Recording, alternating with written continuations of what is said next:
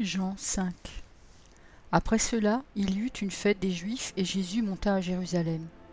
Or, à Jérusalem, près de la porte des brebis, il y a une piscine qui s'appelle en hébreu Bethesda et qui a 5 portiques. Sous ces portiques étaient couchés en grand nombre des malades, des aveugles, des boiteux, des paralytiques qui attendaient le mouvement de l'eau. Car un ange descendait de temps en temps dans la piscine et agitait l'eau. Et celui qui y descendait le premier après que l'eau avait été agitée était guéri, quelle que fût sa maladie. Là se trouvait un homme malade depuis 38 ans. Jésus, l'ayant vu coucher, et sachant qu'il était malade depuis longtemps, lui dit « Veux-tu être guéri ?» Le malade lui répondit « Seigneur, je n'ai personne pour me jeter dans la piscine quand l'eau est agitée, et pendant que j'y vais, un autre descend avant moi. »« Lève-toi, lui dit Jésus, prends ton lit et marche. » Aussitôt cet homme fut guéri, il prit son lit et marcha. C'était un jour de sabbat. Les Juifs dirent donc à celui qui avait été guéri « C'est le sabbat, il ne t'est pas permis d'emporter ton lit. » Il leur répondit « Celui qui m'a guéri m'a dit « Prends ton lit et marche. » Ils lui demandèrent « Qui est l'homme qui t'a dit « Prends ton lit et marche » ?» Mais celui qui avait été guéri ne savait pas qui c'était, car Jésus avait disparu de la foule qui était en ce lieu.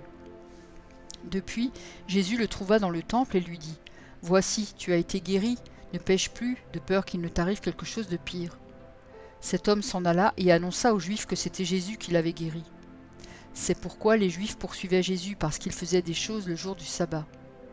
Mais Jésus leur répondit « Mon Père agit jusqu'à présent, moi aussi j'agis. » À cause de cela, les Juifs cherchaient encore plus à le faire mourir, non seulement parce qu'il violait le sabbat, mais parce qu'il appelait Dieu son propre Père, se faisant lui-même égal à Dieu. Jésus reprit donc la parole et leur dit « En vérité, je vous le dis, le Fils ne peut rien faire de lui-même, il ne fait que ce qu'il voit faire au Père, et tout ce que le Père fait, le Fils aussi le fait pareillement. Car le Père aime le Fils et lui montre tout ce qu'il fait, et il lui montrera des œuvres plus grandes que celles-ci, afin que vous soyez dans l'étonnement. Car comme le Père ressuscite les morts et donne la vie, ainsi le Fils donne la vie à qui il veut. Le Père ne juge personne, mais il a remis tout jugement au Fils, afin que tous honorent le Fils comme ils honorent le Père. Celui qui n'honore pas le Fils n'honore pas le Père qui l'a envoyé. En vérité, je vous le dis, celui qui écoute ma parole et qui croit à celui qui m'a envoyé, a la vie éternelle et ne vient point en jugement, mais il est passé de la mort à la vie. En vérité, je vous le dis, l'heure vient, et elle est déjà venue, où les morts entendront la voix du Fils de Dieu, et ceux qui l'auront entendu vivront. Car comme le Père a la vie en lui-même, ainsi il a donné au Fils d'avoir la vie en lui-même. Et il lui a donné le pouvoir de juger, parce qu'il est Fils de l'homme. Ne vous étonnez pas de cela, car l'heure vient où tous ceux qui sont dans les sépulcres entendront sa voix et en sortiront. Ceux qui auront fait le bien ressusciteront pour la vie, mais ceux qui auront fait le mal ressusciteront pour le jugement.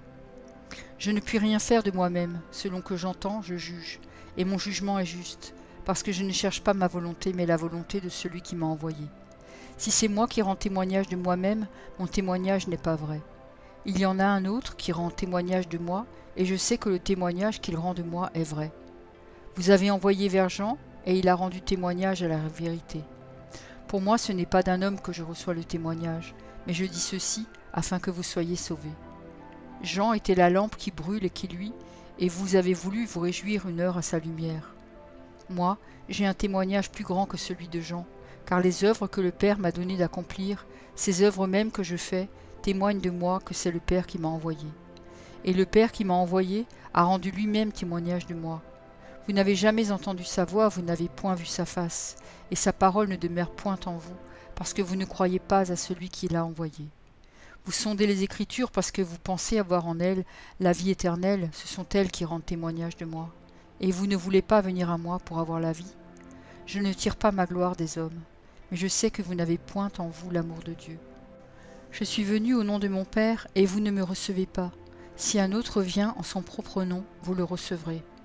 Comment pouvez-vous croire, vous qui tirez votre gloire les uns des autres, et qui ne cherchez point la gloire qui vient de Dieu seul?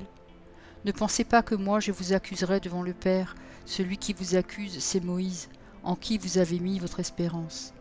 Car si vous croyiez Moïse, vous me croiriez aussi parce qu'il a écrit de moi. Mais si vous ne croyez pas à ses écrits, comment croirez-vous à mes paroles ?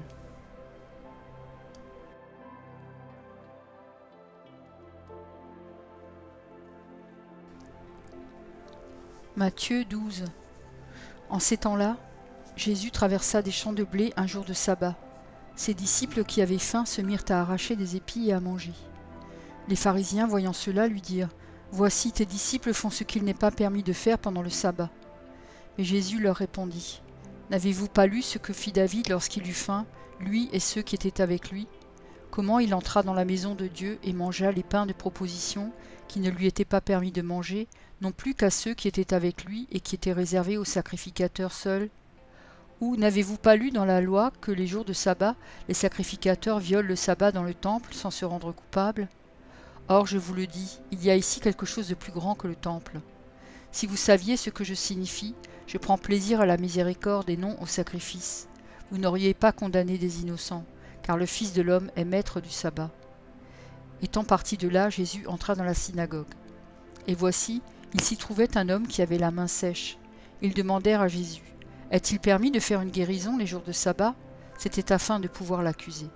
Il leur répondit : « Lequel d'entre vous, s'il n'a qu'une brebis et qu'elle tombe dans une fosse le jour du sabbat, ne la saisira pour l'en retirer ? Combien un homme ne vaut-il pas plus qu'une brebis ?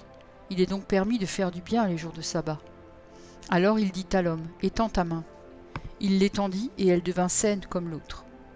Les pharisiens sortirent et ils se consultèrent sur les moyens de le faire périr. Mais Jésus, l'ayant su, s'éloigna de ce lieu. Une grande foule le suivit, il guérit tous les malades et il leur recommanda sévèrement de ne pas le faire connaître, afin que s'accomplisse ce qui avait été annoncé par Ésaïe le prophète. « Voici mon serviteur que j'ai choisi, mon bien-aimé en qui mon âme a pris plaisir. Je mettrai mon esprit sur lui, et il annoncera la justice aux nations. Il ne contestera point, il ne criera point, et personne n'entendra sa voix dans les rues. Il ne brisera point le roseau cassé, et il n'éteindra point le lumignon qui fume, jusqu'à ce qu'il ait fait triompher la justice. Et les nations espéreront à son nom. » Alors on lui amena un démoniaque aveugle et muet, et il le guérit, de sorte que le muet parlait et voyait. Toute la foule étonnée disait : « N'est-ce point là le fils de David ? » Les pharisiens, ayant entendu cela, dirent : « Cet homme ne chasse les démons que par Belzébul, prince des démons. » Comme Jésus connaissait leurs pensées, il leur dit : « Tout royaume divisé contre lui-même est dévasté, et toute ville ou maison divisée contre elle-même ne peut subsister. Si Satan chasse Satan, il est divisé contre lui-même. Combien donc son royaume subsistera-t-il ? Et si moi je chasse les démons par Belzébul, vos fils par qui les chassent-ils ? C'est pourquoi ils seront eux-mêmes vos juges. Mais si c'est par l'Esprit de Dieu que je chasse les démons, le royaume de Dieu est donc venu vers vous. Ou comment quelqu'un peut-il entrer dans la maison d'un homme fort et piller ses biens, sans avoir auparavant lié cet homme fort, alors seulement il pillera sa maison. Celui qui n'est pas avec moi est contre moi, et celui qui n'assemble pas avec moi disperse. C'est pourquoi je vous dis, tout péché et tout blasphème sera pardonné aux hommes, mais le blasphème contre l'Esprit ne sera point pardonné. Quiconque parlera contre le Fils de l'homme, il lui sera pardonné. Mais quiconque parlera contre le Saint-Esprit, il ne lui sera pardonné ni dans ce siècle, ni dans le siècle à venir. Ou dites que l'arbre est bon et que son fruit est bon, ou dites que l'arbre est mauvais et que son fruit est mauvais, car on connaît l'arbre par le fruit. Race de vipères, comment pourriez-vous dire de bonnes choses, méchants comme vous l'êtes ? Car c'est de l'abondance du cœur que la bouche parle. L'homme bon tire de bonnes choses de son bon trésor, et l'homme méchant tire de mauvaises choses de son mauvais trésor. Je vous le dis, au jour du jugement, les hommes rendront compte de toute parole vaine qu'ils auront proférée. Car par ces paroles tu seras justifié, et par tes paroles tu seras condamné. Alors quelques-uns des scribes et des pharisiens prirent la parole et dirent : « Maître, nous voudrions te voir faire un miracle. » Il leur répondit : « Une génération méchante et adultère demande un miracle, il ne leur sera donné d'autre miracle que celui du prophète Jonas. Car de même que Jonas fut 3 jours et 3 nuits dans le ventre d'un grand poisson, de même le Fils de l'homme sera 3 jours et 3 nuits dans le sein de la terre. Les hommes de Ninive se lèveront, au jour du jugement, avec cette génération et la condamneront, parce qu'ils se repentirent à la prédication de Jonas, et voici, il y a ici plus que Jonas. La reine du Midi se lèvera, au jour du jugement, avec cette génération et la condamnera, parce qu'elle vint des extrémités de la terre pour entendre la sagesse de Salomon, et voici, il y a ici plus que Salomon. Lorsque l'esprit impur est sorti d'un homme, il va par des lieux arides, cherchant du repos, et il n'en trouve point. Alors il dit : « Je retournerai dans ma maison d'où je suis sorti, Et quand il arrive, il la trouve vide, balayée et ornée. Il s'en va et il prend avec lui 7 autres esprits plus méchants que lui. Ils entrent dans la maison, s'y établissent, et la dernière condition de cet homme est pire que la première. Il en sera de même pour cette génération méchante. Comme Jésus s'adressait encore à la foule, voici, sa mère et ses frères qui étaient dehors cherchèrent à lui parler.